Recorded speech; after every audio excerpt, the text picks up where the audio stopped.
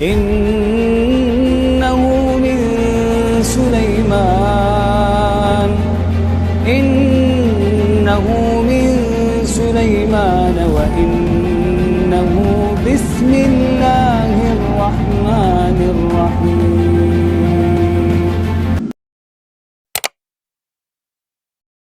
Umar ini dipanggil, Nabi yang memanggil dia Abu Hafs. Hafs artinya singa. Abu Hafs artinya singa. Kenapa? Karena garangnya. Dulu sebelum masuk Islam, dia pemenang gulat di pasar Ukaz. Di Makkah itu ada satu pasar namanya pasar Ukaz. Kalau di Pekanbaru ada namanya pasar Senapelan, pasar bawah. Di pasar Ukaz itu setiap tahun diadakan lomba gulat. Juara bertahannya Sayyidina Umar Ibn Khattab, menang tiap tahun. Umur dia ketika Nabi dapat wahyu, beda umur dia dengan Nabi 20, bedanya 13 tahun. Kalau Abu Bakar sama Nabi bedanya 2 tahun. Jadi ketika Nabi berumur 40 tahun dapat wahyu, maka Abu Bakar umurnya 38 tahun. Sedangkan Umar dengan Nabi jarak umurnya 13 tahun. Jadi ketika Nabi dapat wahyu umur 40 tahun, maka umur Umar waktu itu 27 tahun. 27 kalau sekarang ya masih anak muda lah. Selesai S1 23, ambil S2 3 tahun 26, kemudian sedang S3 semester 2 27 tahun. Anak muda sedang segar-segarnya. Itulah dia Umar bin Khattab, pemenang juara gulat bertahan. Maka ini Umar bin Khattab, Nabi ingin betul supaya dia ini masuk Islam. Sampai Nabi berdoa, Allahumma a'izzal Islam bi Umaraini. Tolonglah Islam ini dengan dua Umar ya Allah. Ada 2 Umar di Makkah yang waktu itu hebat betul. Ya Allah, tolonglah Islam ini, kalau masuk Islam 2 Umar ini, insya Allah kuat Islam ini. 1 Umar bin Khattab, 1 Umar bin Hisham. Kalau saya sebut Umar bin Hisham, banyak orang tak tahu. Tahu Umar bin Hisham? Tidak. Kalau saya sebut nama kerennya, tahu. Umar bin Hisham, Abu Jahal. Sedangkan ini Abu Hafs, Abu Jahal, si goblok, bodoh. Abu Jahal itu apa artinya Ustaz? Bongak. Sedangkan ini Abu Hafs, singa, perkasa. Nabi minta pada Allah, ya Allah, kalau bisa 2 orang Umar ini masuk Islam, mantap Islam ini. Dan Umar bin Khattab masuk Islam. Abu Jahal mati dalam keadaan kafir. Tapi masuk Islamnya tak cepat, lama. Tahun 1 tak masuk Islam. Tahun beda dengan Abu Bakar. Abu Bakar tahun 1 langsung masuk Islam. Tahun 2, tahun ke-6 baru dia masuk Islam. Dia memusuhi Islam. Siapa yang masuk Islam, ada budak dia, hamba sahaya dia masuk Islam, habis disiksanya. Lalu kemudian pernah satu hari dia mau membunuh Nabi Muhammad. Keluar dari rumah, dicabutnya pedang. Jumpa sama kawannya. Kau mau kemana Umar? Aku mau memancung kepala Muhammad. Ente tahu, ente Bani Adi. Mereka pakai Bani. Anak-anak keturunan Adi disebut Bani Adi. Muhammad sallallahu alaihi wasallam itu Bani Hashim. Muhammad bin Abdul Muttalib bin Hashim bin Abdi Manaf. Maka dia Bani Hashim. Kau mau bunuh siapa? Aku mau bunuh Muhammad. Kau tahu tak Muhammad itu siapa? Muhammad anak Abdullah, anak Abdul Muttalib, anak Hashim, anak Abdi Manaf, anak Qusay. Qusay itulah yang membangun kota Makkah ini. Kalau sampai anak cucu kemanakan mereka ini mati, ente habis nanti. Akhirnya tak jadi dia bunuh Nabi Muhammad sallallahu alaihi wasallam. Suatu hari dia bertamulah ke rumah adiknya. Nama adiknya Fatimah bintil Khattab. Nama dia Umar bin Khattab. Fatimah bintil Khattab ini punya suami namanya Said.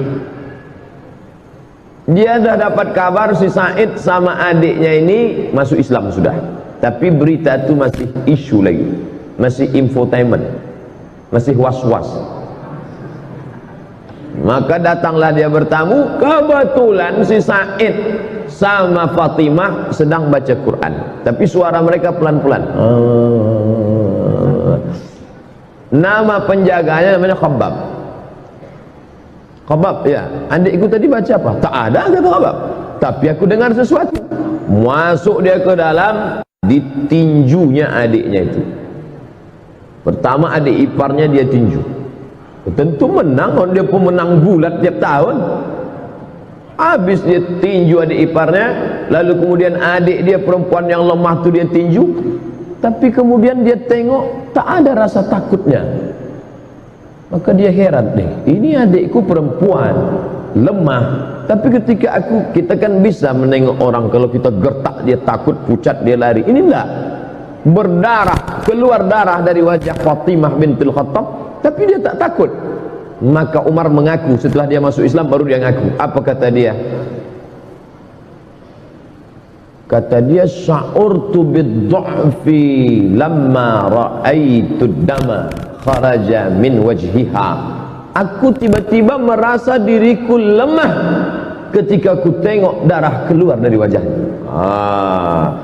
Jadi saudara-saudara kita yang nampaknya lesu, lemah, tapi dikuatkan oleh Allah, dikuatkan malaikat, maka orang-orang yang merasa diri hebat itu merasa lemah dalam dirinya. Ini terjadi pada Sayyidina Umar bin Khattab. Dia menang, juara gulat, bertahan tiap tahun, badannya kekar, kokoh. Adiknya ini perempuan, lemah. Ketika dia tinju sampai berdarah, tapi tak ada rasa takutnya. Ternyata Umar yang kuat itu, dia rasa dalam dirinya, oh, kok tiba-tiba aku merasa lemah. Lalu kemudian dia tarik kertas dari tangan adiknya itu. Apa yang sedang kau baca ini? Betullah ternyata kabar yang kudengar selama ini, kalian sudah suami istri masuk Islam, ya. Ini rupanya kalian ikut Muhammad. Aku memusuhi orang, adik iparku dan adik kandungku sendiri sudah ikut Muhammad sallallahu alaihi wasallam. Ditariknya. Apa kata Fatimah? Fatimah adik dia, Fatimah bintil Khattab, ya Umar ibn al-Khattab, innaka najasun bisyirkika. Dengan mulut berdarah dia katakan, hai Umar bin Khattab, engkau najis karena kau syirik. Bukan dia takut, ada kekuatan dalam dirinya. Umar yang sedang down, sedang rasa lemah, menengok adiknya tegar, malah kata-katanya, innaka najasun, kau najis karena kau syirik, maka kau tak layak, la yamassuhu illa tahirun, tidak ada yang layak memegang lembaran ini. Waktu itu belum ada Quran 30 juz. Jangan bayangkan Umar memegang besar begini. Enggak, lembaran-lembaran, suhuf namanya, lembaran, selembar-lembar. Ada ditulis di tulang onta, ada ditulis di pelepah korma, ada ditulis di batu-batu. Tapi ada kertas yang masuk, karena Mesir sudah ada kertas, mereka sudah punya hubungan dagang. Orang-orang Yahudi sudah ada mulai kita, kertas tak banyak. Salah satu kertas itu dipegang oleh Fatimah, ditarik oleh Umar bin Khattab. Ketika itu bangkit keberanian Fatimah karena membela Quran, tak boleh dipegang oleh orang bernajis. La yamassuhu illa tahirun, tak boleh memegang ini kecuali orang yang suci. Tiba-tiba Umar yang perkasa itu meletakkan lembaran itu, dia mandi. Dia rasa diri dia lemah, adiknya yang berdarah ini kuat. Ini menunjukkan bahwa fisik kita ini sebenarnya hanya casing, sampul saja, tapi di dalam itu ada kekuatan ruh yang luar biasa. Perempuan lemah, mulut berdarah, tapi kalau kuat ikatannya dengan Allah, dia kuat. Umar bin Khattab pemenang gulat, perkasa, tapi kalau dia lemah hubungan dengan Allah, dia lesu, dia kalah. Lalu kemudian dia pun mandi. Setelah mandi dia balik, penasaran dia kertas ini, lalu dia tengok, Taha ma anzalna alaikal qur'ana litashqa. Kebetulan yang dibaca adiknya itu surat Taha. Taha ya Muhammad sallallahu alaihi wasallam, ma anzalna alaikal qur'ana litashqa. Tidaklah kami turunkan Al-Quran ini kepada engkau supaya engkau menjadi susah. Dia tengok susunannya pelan-pelan. Orang Arab sastrawan, bahasa Arab mereka halus, sastra. Dia bisa membedakan ini bukan bahasa orang biasa. Akhirnya hatinya lunak dan lembut. Lalu kemudian dia pun segera untuk menuju menjumpai Nabi Muhammad sallallahu alaihi wasallam. Waktu itu Nabi sedang berada di rumah Al-Arqam bin Abil Arqam. Itu markas mereka berkumpul di kota Makkah. Al-Mukarramah, masih dakwah sembunyi-sembunyi, tak ada berani terang-terangan. Lalu kemudian Nabi, yang menjaga Nabi waktu itu 40 orang laki-laki perkasa. Di antara yang menjaga Nabi itu adalah Asadullah, singa Allah. Dia adalah Hamzah bin Abdul Muttalib. Ini jumpa singa sama singa. Hamzah Asadullah, Umar Abu Hafs, petarung sama petarung. Lalu Umar pun masuk ke dalam rumah Al-Arqam bin Abil Arqam. Maka yang pertama kali menyambut dia adalah singa, disambut oleh singa. Apa kata Hamzah bin Abdul Muttalib? Kalau kau datang untuk menyerah, kami terima engkau. Tapi kalau kau datang untuk membunuh Muhammad, qatalnaka bisayfik, kami akan bunuh engkau bukan dengan pedang kami, kami bunuh engkau dengan pedang engkau sendiri. Penghinaan yang luar biasa. Kalau ada orang dibunuh dengan pedang orang lain itu biasa, tapi dibunuh dengan pedang kita sendiri, maka itu penghinaan luar biasa. Umar, kau datang ke rumah ini sebagai orang menyerah, ahlan wa sahlan. Tapi kalau kau datang untuk membunuh Muhammad, maka kami yang akan memancung kepala engkau dengan pedang yang kau bawa itu sendiri. Lalu kemudian Nabi mempersilakan dia masuk. Silakan dia masuk. Kemudian setelah dia masuk, Nabi bertanya, "Ma ja'a bik?" Apa yang membuat kau datang kemari? Yang membuat kau datang kemari apa, wahai Umar? Waktu itu Umar menjawab, "Ji'tu li u'mina bika, ji'tu li u'mina billah wa bika wa billadzi unzila ilaik." Aku datang untuk percaya kepada Allah, percaya kepada engkau bahwa engkau Rasulullah, dan percaya kepada apa yang diturunkan kepada engkau, yang tadi baru saja kubaca di tangan adikku bernama Fatimah binti Al-Khattab. Dia Umar bin Al-Khattab. Lalu kemudian dia pun bersyahadat di hadapan Nabi SAW. Lalu sahabat semuanya gembira, senang, karena terkabullah doa Nabi. Salah satu Umar masuk Islam, Umar bin Khattab. Lalu sahabat bertanya, "Alasna alal haq?" Apakah kita ini dalam kebenaran? Apa kata Umar? Untuk apa lagi kita bersembunyi? Maka sejak itulah orang berani membaca Quran dengan suara jahar. Sebelumnya kalau baca Quran seperti dengungan tawon di dalam sarang. Setelah Umar bin Khattab masuk Islam, mereka berani karena ada dua singa yang sudah mengawal Nabi Muhammad sallallahu alaihi wasallam. Yang satu Hamzah bin Abdul Muttalib Asadullah, yang satu lagi adalah Umar Al-Faruq Abu Hafs. Maka mereka baca Bismillahirrahmanirrahim, Taha ma anzalna alaikal qur'ana litashqa. Maka mereka lantang membacanya. Lalu kemudian Islam pun menjadi kuat dengan berbagai cobaan dan ujiannya, sampailah pada masa hijrah. Lalu kemudian Umar bin Khattab termasuk orang yang pertama golongan yang ikut hijrah bersama Nabi Muhammad sallallahu alaihi wasallam. Jadi kalau Nabi hijrah umurnya 53 tahun kurang 13, berarti Umar waktu hijrah itu umurnya 40 tahun. Sebayalah dengan saya sekarang 40 tahun. Umar bin Khattab waktu itu macam saya, tapi badannya tak macam saya. Itu dia kena juara gulat, dia tegak. Umar bin Khattab tinggi, besar. Lalu kemudian dia pun pindah ke kota Al-Madinah Al-Munawwarah, mengikuti Nabi sallallahu alaihi wasallam. Anaknya dinikahkannya dengan Nabi sallallahu alaihi wasallam, itulah bernama Hafsah Ummul Mukminin. Makanya Abdullah bin Umar banyak meriwayatkan hadis. 7 di antara sahabat Nabi yang banyak meriwayatkan hadis adalah Abdullah bin Umar. Kenapa Abdullah bin Umar bisa banyak hadisnya? Karena dia punya kakak menikah dengan Nabi, maka dia bebas main jalan di rumah Nabi, yaitu Hafsah. Maka Nabi itu abang ipar dia.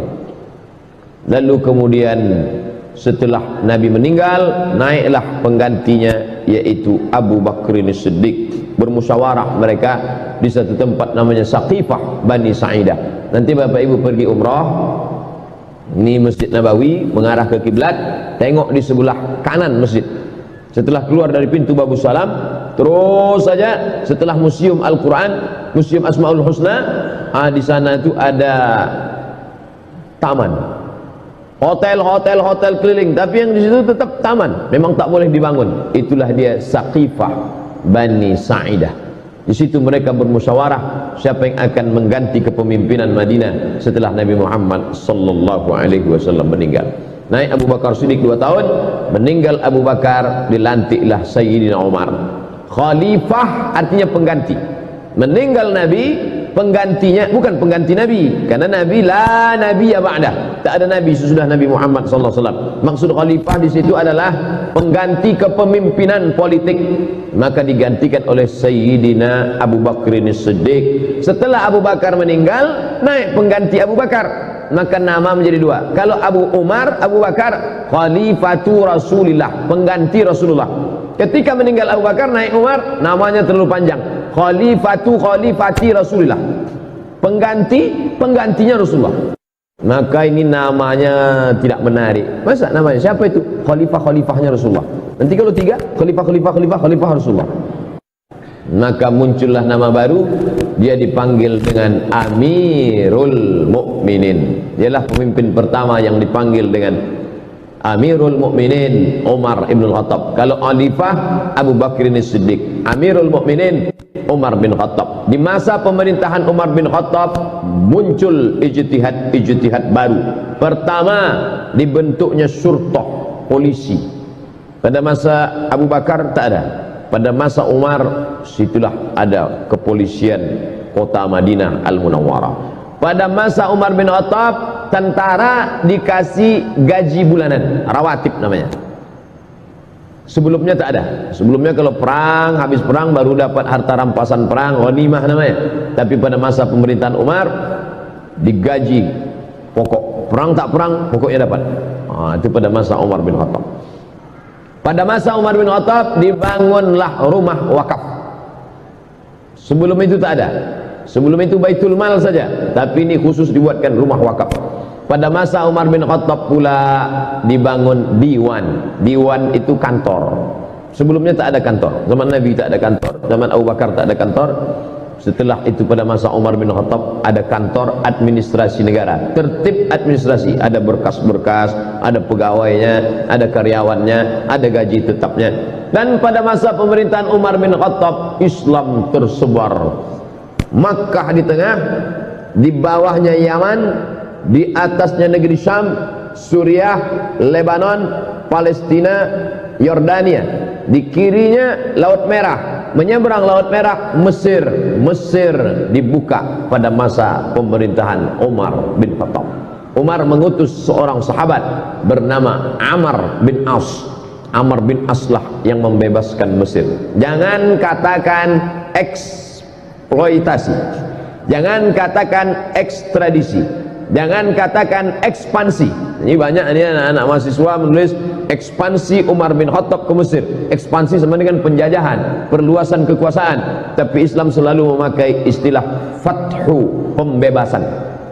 Mesir dibebaskan. Dibebaskan dari apa? Dibebaskan dari menyembah berhala, dibebaskan dari menyembah matahari, dibebaskan dari menyembah sungai Nil kepada menyembah Allah Subhanahu wa taala. Mesir agama nenek moyang mereka menyembah dewa matahari, Ra namanya.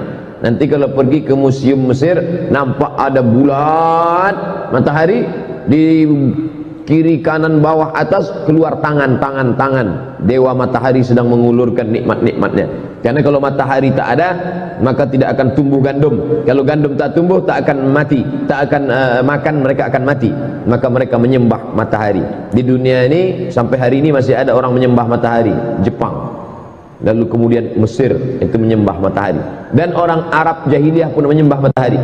Makanya tak boleh kita solat sunat isyraq sebelum matahari lewat setinggi gala, karena itu adalah waktu yang dipakai untuk orang kafir jahiliyah menyembah matahari. Maka disebut ada istilah qarnai syaitan, dua tanduk setan. Ketika matahari terbit, ini bumi, ini matahari, naik matahari terbit. Ketika matahari terbit, datang dua tanduk setan.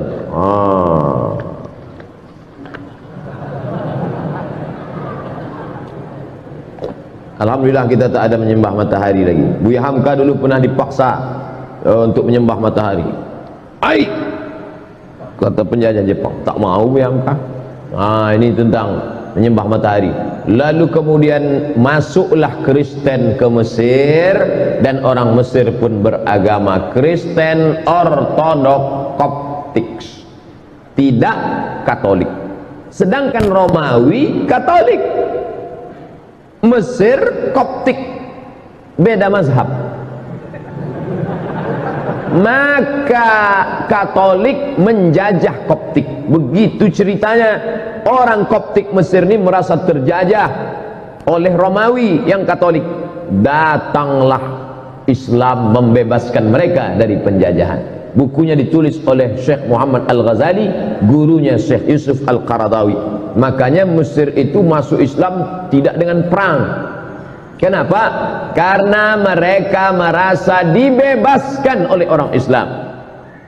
Ketika datang Inggris setelah zaman kemerdekaan, datang Inggris bertahan di Mesir. Kata mereka, kami Inggris di Mesir bukan mau menjajah Mesir, tapi karena ingin menjaga saudara-saudara kami yang Kristen Koptik ini. Naiklah paus Mesir. Mesir punya paus sendiri. Dia tak mau ikut paus Benedictus Franciscus yang menggantikan Benedictus, menggantikan Paus Paulus. Begitu sanadnya ke atas. Yang sekarang ini Franciscus menggantikan Benedictus, menggantikan Paulus, sampailah ke atas. Kami di sini bukan menjajah Mesir, kata orang Inggris. Kami di sini bukan menjajah Mesir. Kami mau menjaga keamanan saudara-saudara kami supaya jangan sampai dibunuh oleh orang Islam yang teroris-teroris ini, katanya. Maka naik paus Koptik ke atas mimbar Al-Azhar. Naik dia ke atas, apa kata dia? Kalau keberadaan Inggris di sini untuk menjaga kami yang Kristen Koptik, biarlah kami mati di tangan saudara kami yang Islam ini, karena kami dulu pun dibebaskan oleh mereka. Pidato itu dicatat dengan tinta emas. Makanya Islam kalau dia kuat, dia besar, dia justru menjadi rahmat bagi semesta alam. Bayangkan berkelahi antara Koptik dengan Ortodok, Ortodok Koptik berkelahi dengan Katolik, justru yang menolongnya adalah umat Islam. Bukti bahwa Islam tidak menghabisi minoritas. Sampai hari ini gereja-gereja tetap tegak di Mesir. Gereja paling tua, gereja Saint Catherine yang ada di bawah bukit Jabal Musa. Nabi Musa menerima wahyu naik ke atas, di bawah itu ada satu gereja, gereja Saint Catherine, Saint perempuan suci, Catherine. Dia ditekan oleh penjajahan, lari dia, buatnya situ gereja, masih ada sampai sekarang. Saya waktu naik ke atas bukit Tursina, kami tengok, loh kok ada gereja di bawah? Ini gereja Saint Catherine. Seandainya Umar bin Khattab waktu itu mau, bisa diratakannya semua. Itu yang kafir-kafir itu, matikan mereka semua. Dah. Mana? Islam pernah berkuasa di India, beratus tahun Islam berkuasa di India. Orang Hindu masih tetap ada. Kalaulah Islam itu ekstrim, tak ada lagi Sanjay Dutt, Shahrukh Khan, Amitabh Bachchan, udah habis itu semua udah. Islam berkuasa di Indonesia, bumi Melayu, kerajaan Siak Serindrapura, Candi Muara Takus. Bukti. Jadi bagi orang-orang yang masih juga mengatakan kami takut kalau Islam dibangkit, nanti Islam akan membunuh kami. Islam, ente kemana aja selama ini? Tak ente tengok bagaimana Mesir tetap tegak berdiri. Maka mereka berbondong-bondong masuk Islam, karena Islam datang membawa rahmatan lil alamin. Lalu kemudian Palestina yang waktu itu dipegang kuncinya oleh Kristen Ortodok, dan Islam menguasai Palestina dengan damai. Dia tak mau menyerahkan kunci ini kepada tentara-tentara. Apa kata pimpinan agama Kristen Palestina? Kunci ini hanya mau aku serahkan kepada Umar bin Khattab. Dia penasaran, mana Umar tuh, aku mau menengok Umar. Kalau mau kunci ini, datang kemari. Umat Islam kalau mau merampas kunci itu bisa aja, tariknya udah. Tapi Umar bin Khattab bijaksana, biar aku yang datang, kata Umar. Datanglah Umar. Dibayangkan si pendeta ini akan datang pasukan berkuda dengan baju besi, dengan tombak. Tunggunya lah, berkedip-kedip mata dia menengok, manalah Umar bin Khattab. Dari kejauhan ditengoknya onta satu ekor, ada dua orang. Yang mana Umar bin Khattab, kata dia. Dua orang ini ganti-gantian, kadang budaknya di atas, kadang Umar di bawah, kadang Umar di bawah, kadang budak di atas. Pas ketika mau dekat pintu Baitul Maqdis, giliran Umar di bawah, budaknya di atas. Tengoknya pakaian Umar biasa aja, disangkanya Umar pakai baju kebesaran, pakai jubah sutra, pakai cincin emas, pakai naik kereta kencana, feodal. Umar tuh low profile. Tengoknya Umar, yang mana Umar bin Khattab? Ini dia. Ini Umar bin Khattab yang menguasai dari Yaman sampai ke Palestina, sampai ke Mesir itu. Ya, inilah dia. Kata mereka terkejut. Lalu kemudian Umar dipersilakan solat di gereja tempat lahirnya Isa alaihissalam. Silakan Umar solat. Umar tak mau. Solat dia di depan gereja. Ini gereja, solat dia di depan gereja. Selesai dia solat, orang bertanya, kenapa kau tak mau solat di dalam gereja itu Umar? Nanti kalian tengok. Sekarang barulah orang terkagum sama Umar. Kenapa? Bekas sujud Umar solat itu, itulah didirikan masjid sekarang, namanya Masjid Umar bin Khattab, berhadap-hadapan dengan katedral kelahiran Isa alaihissalam. Bayangkan kalau Umar bin Khattab solat di gereja itu, apa yang terjadi? Rata gereja itu jadi masjid. Tengok Umar bin Khattab bijaksana. Begitulah dia. Tapi ada satu api dalam sekam, sakit hati dia. Siapa dia?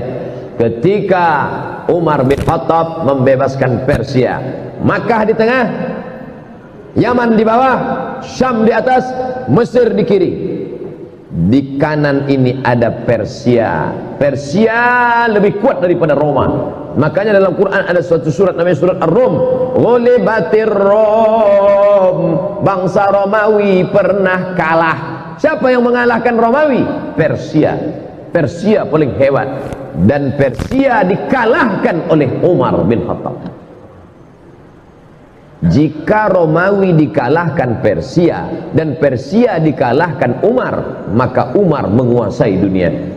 Tapi ternyata ada satu orang dendam, kesumat, sakit hati, ditikamnya lah Sayyidina Umar pada tanggal 24 Zulhijjah, hari Rabu, saat rakaat pertama solat.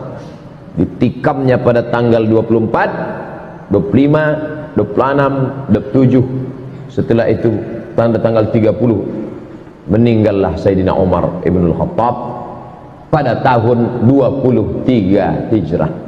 Umurnya pas 63 tahun. Nabi Muhammad meninggal 63, Abu Bakar meninggal 63, Umar bin Khattab meninggal 63. Saya sudah hitung-hitung, insya Allah meninggal tahun 2040. Waktu itu umur saya 63. Sok mantap katanya. Kalau berlebih bonus, kalau mati besok alhamdulillah. Orang Islam tak pernah berduka cita. Allahumma ja'alil hayata ziyadatan lana fi kulli khair. Kalau aku hidup besok pagi, pahala aku bertambah, masuk ke UIN mengajar, pahala bertambah. Kalau mati aku malam ini, alhamdulillah, besok dosa tak ada. Tak lagi mata ni menengok celana pendek. Nah, oleh sebab itu maka Umar bin Khattab pun ditikam, meninggal dunialah dia pada tahun 23 Hijrah. Lalu kemudian dia dimandikan oleh anak kandungnya Abdullah bin Umar bin Khattab. Maka kita ni kalau memandikan kita itu nanti anak kandung kita yang laki-laki. Saya alhamdulillah ada anak laki-laki saya, dialah nanti yang akan memandikan saya, insyaallah. Maka Bapak Ibu sekalian, buatlah di Masjid Raya ini pelatihan memandikan jenazah. Yang ikut pelatihan itu anak-anak muda. Ini banyak dibuat pelatihan yang ikut orang tua-tua. Bapak kenapa ikut? Yang mau dimandikan ini bapak. Tak usah ikut. Anak-anak muda itu dilatih, biar nanti waktu awak mati dia mandikan kita. Kalau dia mandikan kita, takkan diambilnya gayung tinggi-tinggi. Di situ jenazah ayah mau tentu pelan-pelan dia, kan ini ayahku dulu. Tapi kalau orang lain memandikan kita, apalagi kita waktu dulu hidup sombong minta ampun, dia ambilnya semprot dorsmir. Mana Mama Lemon katanya, siram kayak ke hidung. Makanya latihlah anak awak mandi jenazah.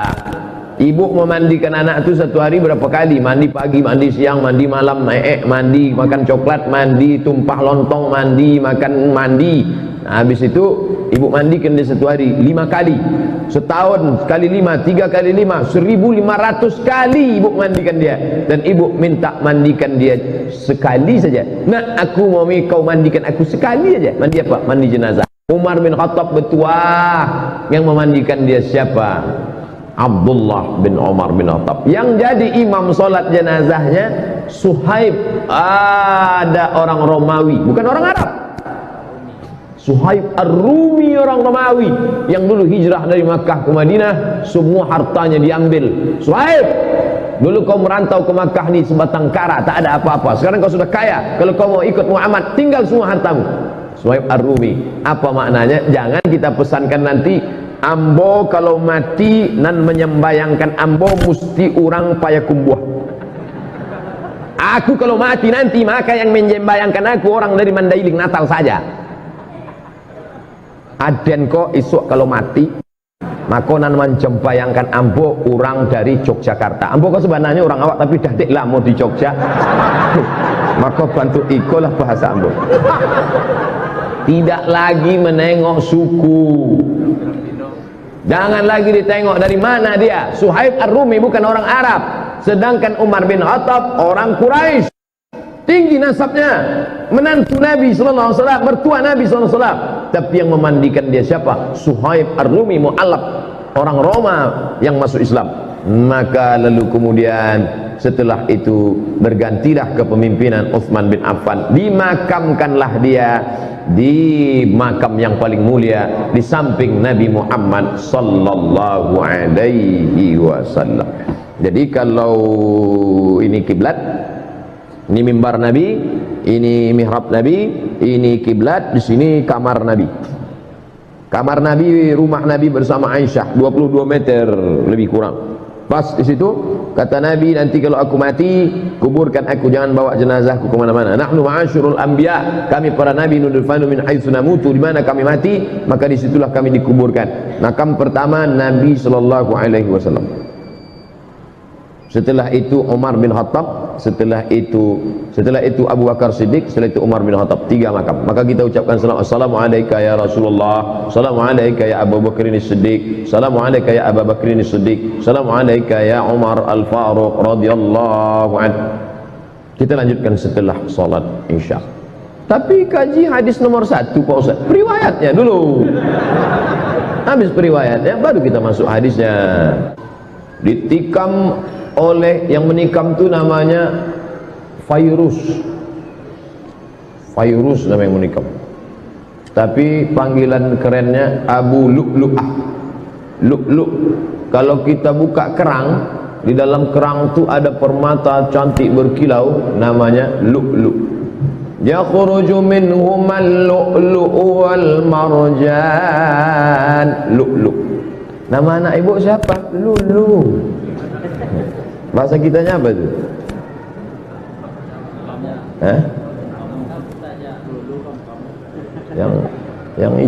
Yang di dalam kerang itu apa namanya?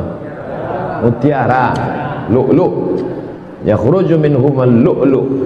Abu Lu'lu'ah.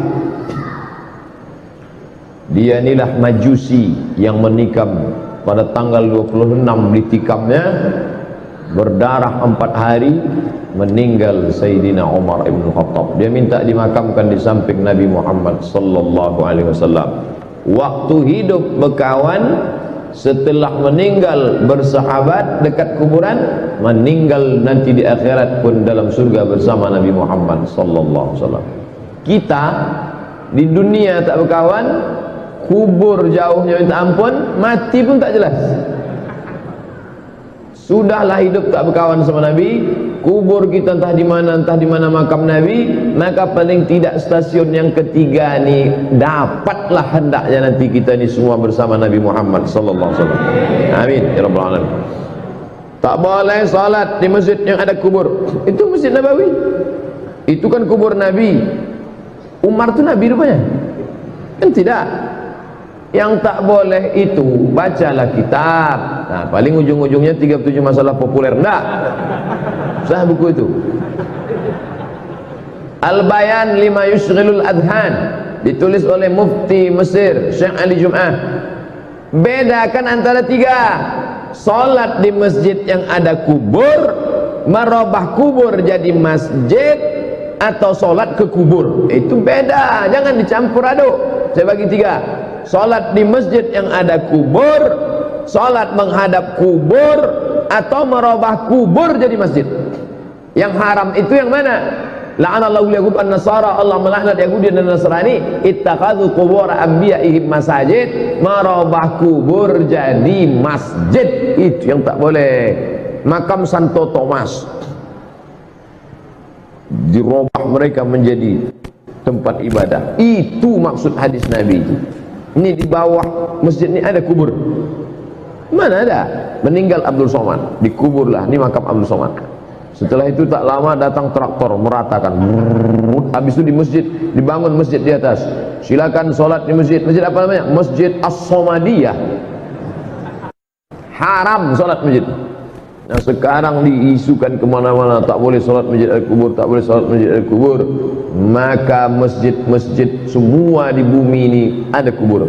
Dari mulai Aceh sana, Masjid Baitur Rahman, kubur. Turun ke bawah, Masjid Al-Masun, Medan, Masjid Raya, di samping Istana Maimun, kubur Sultan. Turun ke bawah, Masjid Sahabuddin, Istana Siak, kubur.